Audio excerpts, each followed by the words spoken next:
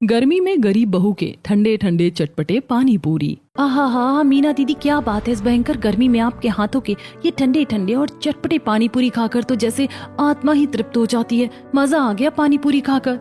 दोपहर का समय है और सूरज आग उगल रहा है। भयंकर गर्मी और लू के थपेड़ों के बीच एक घने नीम के पेड़ के नीचे मीना अपना पानी पूरी का ठेला लगाए खड़ी है।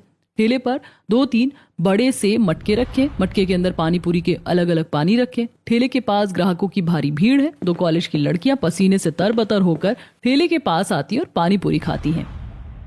आहा हा, सच में दीदी आपकी पानी पूरी बहुत ही ज्यादा टेस्टी है। इतना तीखा, इतना ठंडा, एकदम दिमाग ठंडा हो गया। एक काम कीजिए, मुझे 20 रुपए की और पानी पूरी दे दीजिए। लीजिए बहन जी, खाइए, गर्मी बहुत है। ये पुदीने और बर्फ वाला पानी तो पेट को एकदम ठंडा रखेगा।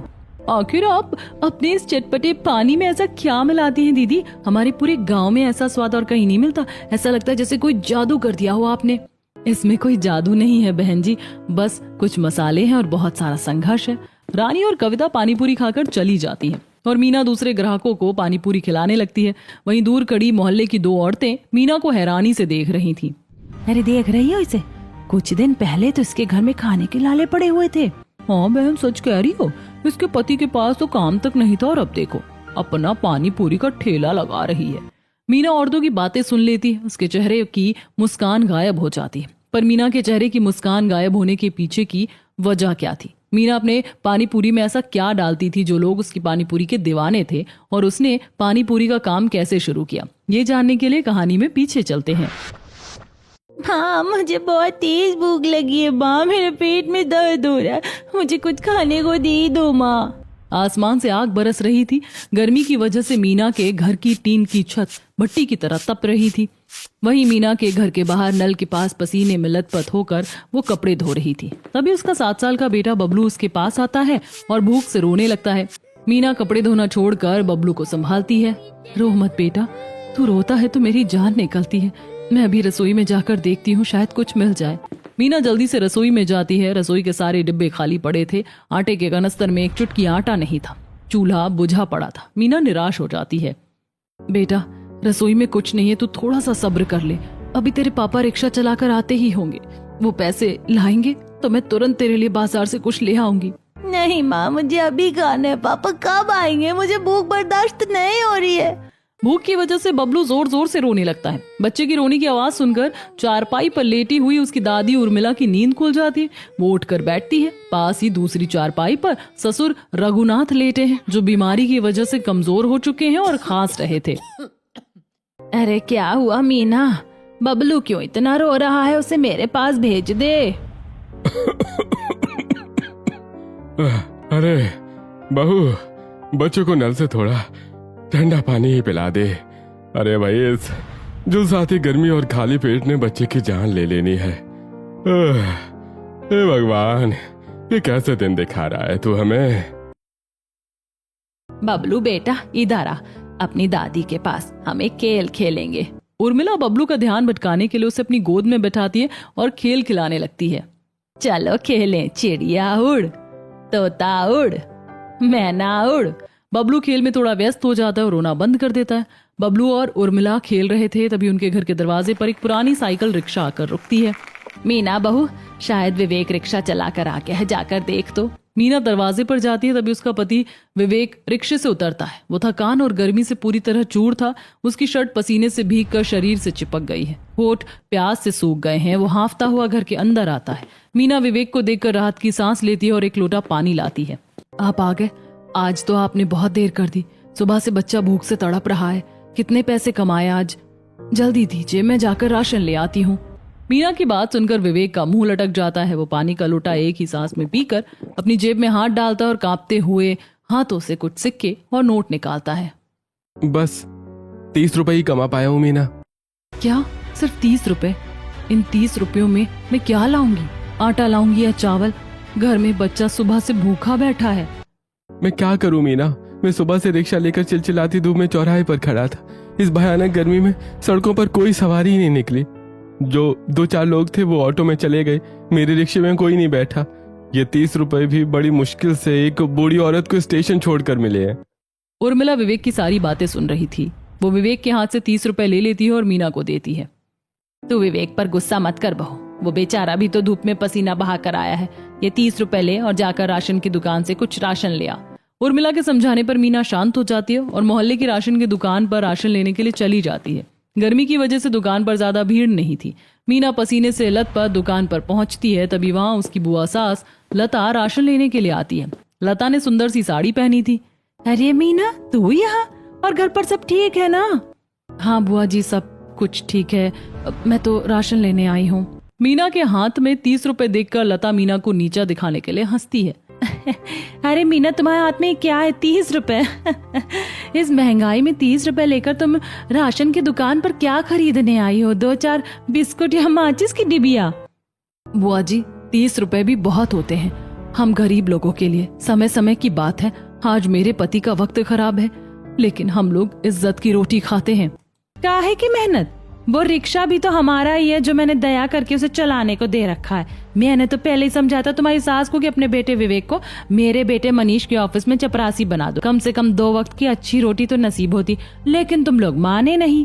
बुआ जी, हम लोग गरीब जरूर हैं, लेकिन हमारी भी सेल्फ रिस्पेक्ट है। हम भूख सह लेंगे, लेकिन किसी के तलवे नहीं चाटेंगे। तो रखो अपना स्वाभिमान अपने पास और चाटते रहो ये 30 रुपए। मीना की बात सुनकर लता पैर पटकते हुए वहां से चली जाती है। मीना की आंखों में आंसू आ जाते हैं। वो चुपचाप दुकानदार को 30 रुपए देती है और थोड़ा सा आटा खरीद कर घर लौट आती है। पता नहीं बुआ जी अपने आप को क्या समझती हैं। जब देखो मेरे परिवार का अपमान करने के लिए आ जाती है। मेरा बस चले तो मैं उनसे सारे रिश्ते नाते ही खत्म कर लूं। ये सब सोचते हुए मीना गुस्से में घर आती है और अपने साथ लाए आटे से कुछ रोटियां बनाती है। परिवार के सभी लोग जमीन पर बैठकर सूखी रोटी के साथ अचार खा रहे थे। बबलू भूख की वजह से रोटी को जल्दी जल्दी निगल रहा था। ये देखकर रघुनाथ की आंखों से आंसू आ जाते हैं। कितने लाचार है हम लोग, अपने बच्चों को ठीक से खाना भी नहीं खिला सकते। सभी जैसे तैसे अचार रोटी खाते हैं और फिर सो जाते हैं। अगले दिन विवेक सुबह 6 बजे उठ जाता है और अपने परिवार को सोता हुआ छोड़कर दबे पांव रिक्शा लेकर निकल जाता है। वो पूरे दिन पसीने से भीगकर रिक्शा चलाता है, कभी भारी सामान ढोता है, कभी सवारियों को बैठाता है। शाम ढलते ढलते वो 100 रुपए कमा लेता है। अरे चलो, आज कम से कम 100 रुपए की कमाई तो हुई। आज हम सब भरपेट खाना खाएंगे। शाम को विवेक पैसे लेकर घर लौटता है। उसके चेहरे पर आज एक छोटी सी मुस्कान थी। उसके हाथ में एक छोटी सी पन्नी थी जिसमें 10 रुपए की आइसक्रीम थी। बबलू, ओ बबलू, देख मैं तेरे लिए क्या लाया हूँ। पापा क्या लाए हो? वाव, आइसक्रीम! बबलू खुशी से उछलने लगता है और आइसक्रीम खाने लगता है। मीना ये देखती है और तुरंत भड़क जाती है। ये क्या है? आप ये आइसक्रीम क्यों ले आए? आपके पास पैसे कहाँ से आए? अरे मीना, आज मैंने 100 रुपए कमाए हैं। बच्चा कल से गर्मी से बहुत परेशान था ना, इसलिए मैंने 10 रुपए की आइसक्रीम ले ली इसके लिए। आप पागल हो गए क्या? घर में रात के खाने के लिए अनाज का एक दाना नहीं है और आप 10 रुपए बर्बाद कराए। इन 10 रुपयों का नमक या तेल आ जाता। मीना विवेक पर गुस्सा कर रही थी, तभी बुआ जी अपने बेटे मनीष के साथ घर के अंदर आती हैं। लता की नजर सीधे बबलू के हाथ में पकड़ी आइसक्रीम पर जाती है। वाह, क्या बात है! घर में तो जैसे नोटों की बारिश हो रही है। काफी पैसे कमाए जा रहे हैं। कल तो मीना 30 रुपए का रोना रो रही थी और आज नवाबजादे को आइसक्रीम खिलाई जा रही है। नहीं लता, ऐसी बात नहीं है। आज इसने थोड़ी ज्यादा मेहनत कर ली थी तो बच्चे का मन रखने के लिए। आओ बैठो ना। अब मुझे तुम्हारी ये फालतू की बातें नहीं सुननी है। मैं यहाँ बैठने नहीं आई हूँ, मैं अपना रिक्शा वापस लेने आई हूँ। लाओ रिक्शे की चाबी। बुआ जी, आप रिक्शा क्यों ले जा रही हैं? मैं तो आपको हर महीने पैसे देता हूँ ना। ओए, कौन से पैसे दे रहा है तू? जब से ये गर्मी बढ़ी है तूने आधा किराया ही दिया है हमें रिक्शा देकर। आखिर मिल ही क्या रहा है? हम इस रिक्शे को किसी दूसरे को किराए पर चढ़ा देंगे तो कम से कम हमें हमारी पूरी कमाई तो मिलेगी। तुम जैसों को रिक्शा देना ही हमारी सबसे बड़ी बेवकूफी थी। लता, ऐसा मत करो। ये रिक्शा ही हमारे जीने का इकलौता सहारा। अगर ये छिन गया तो मेरा पूरा परिवार भूखा मर जाएगा। भगवान के लिए रहम करो। माफी वो तो तुम्हें नहीं मिलेगी। उस दिन भरे बाजार तुमने मेरी बेइज्जती की थी ना मीना, भुगतो। मनीष रिक्शे को लेकर चला जाता है। लता भी घमंड से मुस्कुराते हुए वहां से चली जाती है। उर्मिला जमीन पर बैठकर फूट फूट कर रोने लगती है। मीना पत्थर की तरह खड़ी ये सब देखती रहती है। हे भगवान, उस दिन मुझे बुआ जी से बहस करने की क्या जरूरत थी? ये सब सोचकर मीना रोने लगती है। रिक्शा छिन जाने के बाद अगले दिन विवेक बिना कुछ खाए पिए सुबह से पागलों की तरह काम की तलाश में भटक रहा था, लेकिन उसे कहीं भी काम नहीं मिला था। धूप में काफी देर भटकने के बाद आखिर में वो एक कंस्ट्रक्शन साइट पर पहुंचता है। मालिक, मुझे कोई भी काम दे दीजिए, मैं हर काम कर लूंगा। मेरे घर में बच्चा भूखा है। ओ, तो बहुत दुबला पतला है रे। ये ईंट और लोहे के रॉड उठाने का काम कर पाएगा? चल जाकर वो लोहे के रॉड ऊपर 3री मंजिल पर पहुंचा। जी मालिक, मैं अभी करता हूँ। विवेक अपने कंधे पर भारी लोहे की रॉड उठाता है और सीढ़ियां चढ़ने लगता है। धूप सीधे उसके सिर पर पड़ रही थी। उसने कल रात से खाना नहीं खाया था। वो पहली मंजिल तक पहुंचता है, तभी गर्मी और प्यास और कमजोरी की वजह से उसकी आंखों के सामने अंधेरा छाने लगता है, पानी, चक्कर आ रहा है मुझे। जिससे विवेक का बैलेंस बिगड़ता है। वो चक्कर खाकर जमीन पर गिर पड़ता है। उसके कंधे पर रखे भारी लोहे के रॉड उसके ऊपर गिर जाते हैं। एक रॉड सीधा उसके हाथ पर जोर से गिरता है। मेरा हाथ! उसकी चीख सुनकर बाकी मजदूर दौड़ कर आते हैं। वो रॉड हटाते हैं। विवेक का हाथ खून से लथपथ हो गया था और हाथ की हड्डी टूट गई थी। मजदूर उसे तुरंत उठाकर पास के सरकारी अस्पताल ले जाते हैं। शाम को मजदूर विवेक को उसके घर छोड़ने आते हैं। अरे घर पर कोई है, बाहर निकलो, विवेक को चोट लगी है। विवेक के दाहिने हाथ पर मोटा प्लास्टर और पट्टियां बंधी हुई थी। वो दर्द से करहा रहा था। उसे इस हालत में देखकर मीना और उर्मिला दौड़कर बाहर आती हैं। हे भगवान, विवेक तुझे ये चोट कैसे लगी? अरे माई, तुम्हारे बेटे को चिलचिलाली धूप में काम करते हुए चक्कर आ गया था। रॉड गिर गया इसके ऊपर, हाथ की हड्डी टूट गई है। सरकारी अस्पताल में पट्टी बंधवा दी है। अब ये कुछ महीनों तक कोई भारी काम नहीं कर पाएगा। इतना कहकर रामू बाकी मजदूरों के साथ वहां से चला जाता है। घर में चारों तरफ घुप अंधेरा था, क्योंकि बिजली का बिल ना भरने के कारण बिजली कट चुकी थी। गर्मी और उमस की वजह से कमरे में सांस लेना मुश्किल हो रहा था। घर में खाने का एक दाना नहीं था। बहू, मीना, मेरी आंखों के सामने अंधेरा छा रहा है, पेट में आग लगी है, मुझे चक्कर आ रहे हैं बहू। इतना कहते ही उर्मिला जमीन पर बेहोश होकर गिर पड़ती है।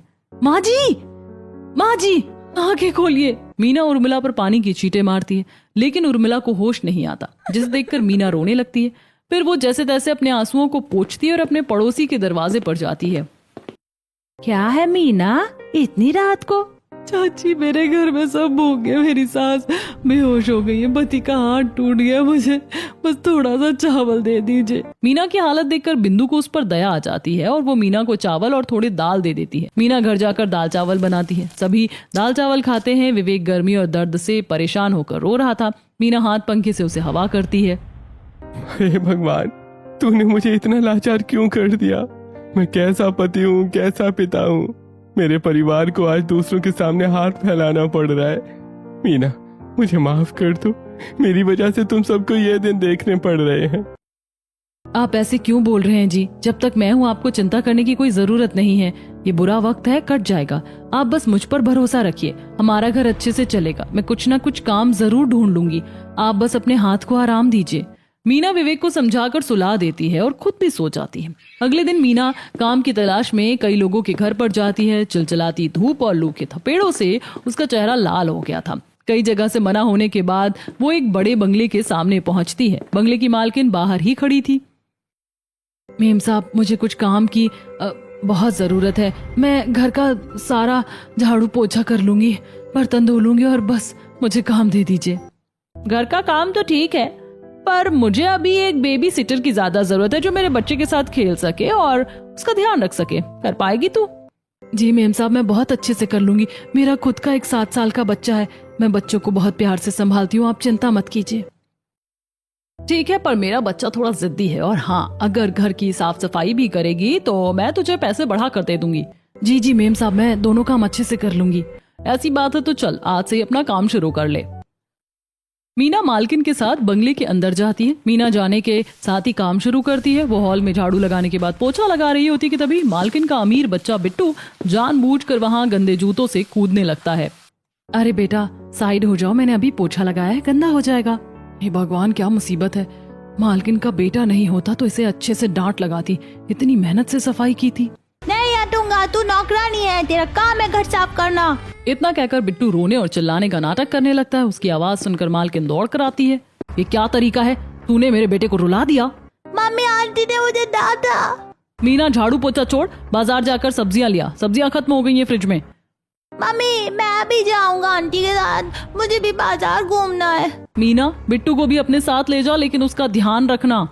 मीना बिट्टू को अपने साथ बाजार लेकर जाती है। बाजार से सब्जी खरीदने के बाद जब दोनों लौट रहे थे, तब बिट्टू का ध्यान पानीपुरी वाले की तरफ जाता है। बाजार में एक पानीपुरी का ठेला खड़ा था, जिस पर बहुत सारी मक्खियां भिन भिन आ रही थी। आंटी, मुझे पानीपुरी खाना है, मुझे वो पानीपुरी खिलाओ। नहीं बिट्टू, बाहर की पानी पूरी बिल्कुल अच्छी नहीं होती। देखो कितनी मक्खियां बैठ रही हैं और मसाला भी खुला हुआ है। ये पानी पूरी खाकर तुम बीमार पड़ जाओगे। घर चलो, मैं तुम्हें घर में एकदम साफ और स्वादिष्ट पानी पूरी बना कर खिलाऊंगी। अगर तुमने मुझे पानी पूरी नहीं खिलाई तो मैं मम्मी को बोल दूंगा कि तुमने मुझे रुलाया। अरे बेटा, बाहर की पानी पूरी से तबीयत खराब हो जाएगी। चलो, मैं घर में ठंडी ठंडी पानी पूरी बनाती हूँ। मीना बिट्टू को लेकर उसके घर आ जाती है। मेम साहब, बिट्टू बाबा पानी पूरी खाने की जिद कर रहे हैं। मैं क्या करूँ, घर पर पानी पूरी बना दूँ? हाँ, अगर बिट्टू का पानी पूरी खाने का मन है तो बना दे, और थोड़ा ज्यादा ही बनाना, हम लोग भी खाएंगे। जी ठीक है मालकिन, मैं जाकर अभी पानी पूरी बनाती हूँ। मीना रसोई में जाकर पानी पूरी की तैयारी शुरू करती है। वो बड़े से परात में आटा निकाल कर उसमें सूजी मिलाती है। सूजी में थोड़ा आटा मिलाकर बढ़िया कड़क पूरियां बेलती हूँ। आलू और चने भी उबाल दिए हैं। आटा तैयार कर लेने के बाद मीना आलू को मैश करती है और उसमें उबले हुए चने, बारीक कटा प्याज और धनिया डालकर मिलाती है। फिर ऊपर से उसमें लाल मिर्च पाउडर, काला नमक और नींबू का रस डालकर हाथों से अच्छी तरह मिला लेती है। पानी पूरी का आलू तो तैयार हो गया है। काम करती हूँ, पानी पूरी का चटपटा ठंडा पानी तैयार कर लेती हूँ। मीना मिक्सी में पुदीना, धनिया, हरी मिर्च, अदरक और थोड़ा सा पानी डालकर एकदम बारीक पीस लेती है। फिर वो एक बर्तन में फ्रिज का ठंडा पानी निकाल कर डालती है। फिर वो उसमें पिसी हुई चटनी, इमली का पल्प, काला नमक, भुना जीरा पाउडर, हींग और जलजीरा डालकर बिल्कुल चटपटा पानी तैयार करती है। पानी पूरी बनाने के बाद, बिट्टू बाबा पानी पूरी तैयार हो गई है, आप खा लीजिए। मैंने बर्फ डालकर बहुत ठंडा पानी बनाया है।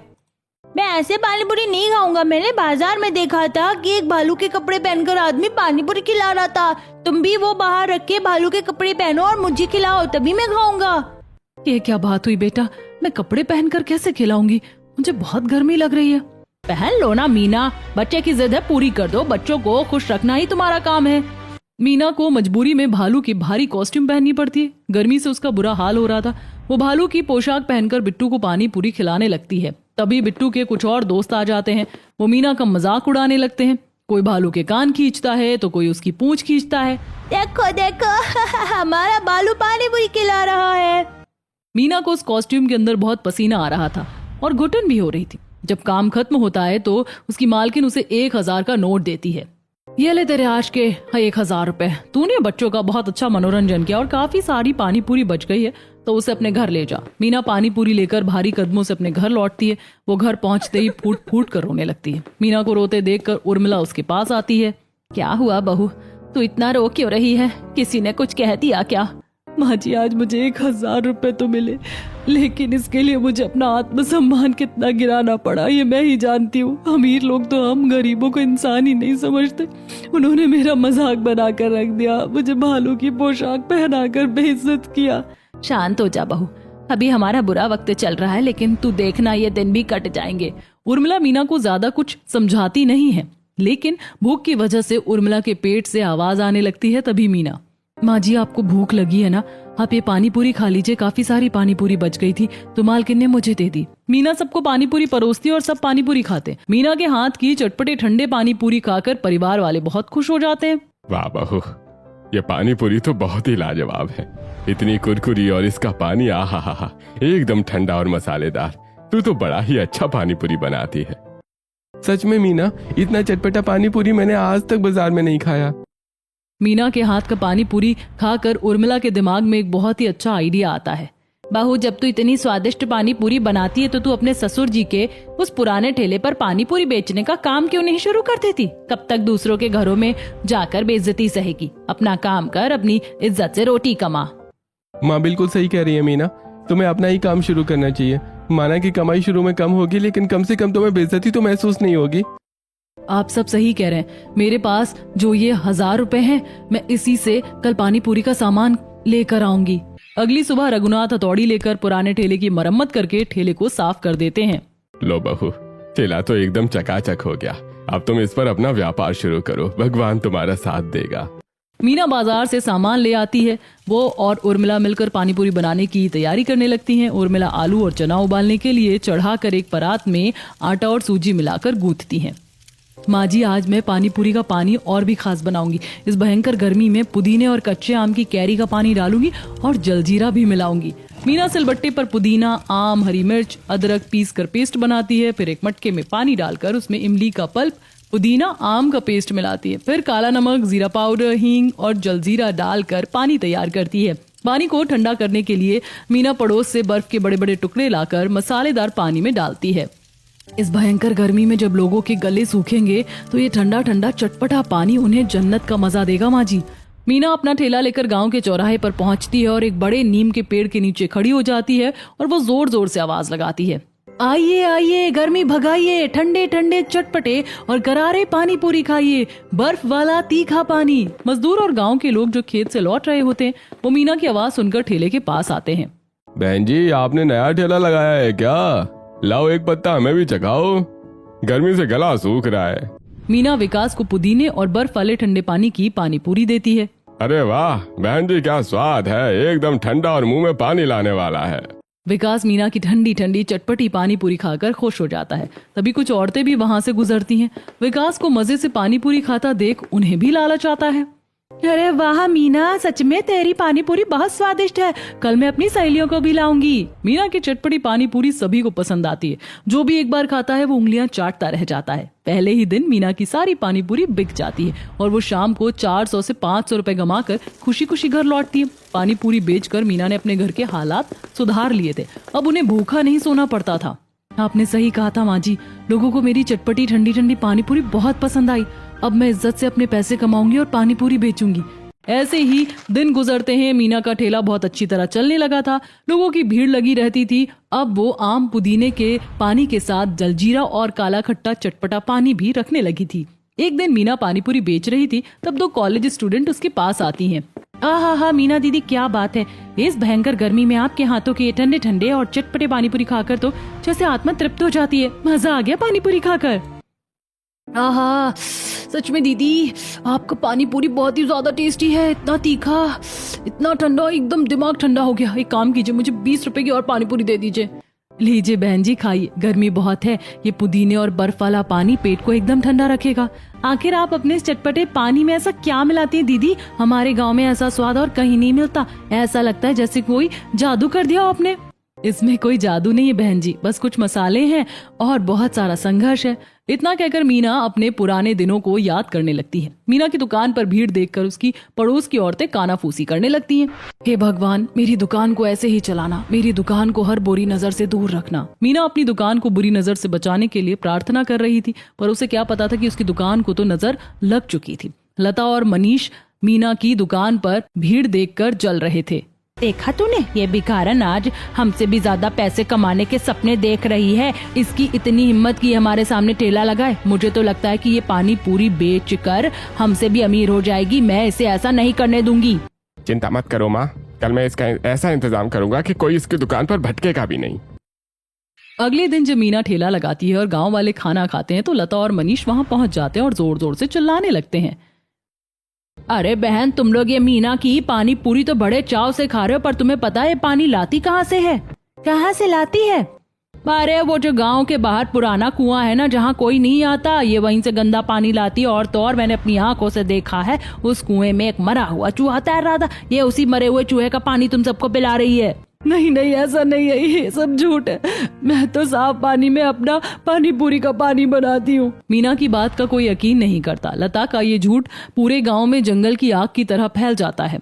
अगले दिन गर्मी से परेशान मीना अपने ठेले पर खड़ी थी, लेकिन कोई भी उसके ठेले के पास नहीं आ रहा था। जो लोग उधर से गुजरते हैं वो मुंह मोड़कर चले जाते हैं।